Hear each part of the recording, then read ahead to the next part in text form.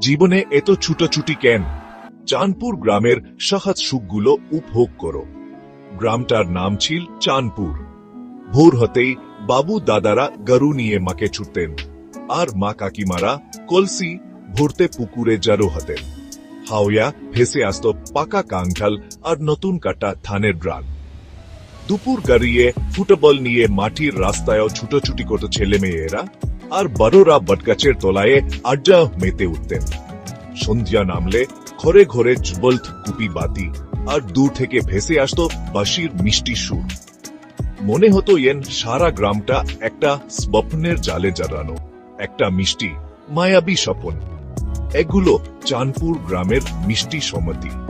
এখানে প্রতিটা মুহূর্ত ছিল একটা গল্প, আর প্রতিটা নিঃশ্বাস ছিল একটা আশীর্বাদ। চোখ বন্ধ করো, আর চাঁদপুরের মায়া তোমার মুখে একটা হাসি ফুটিয়ে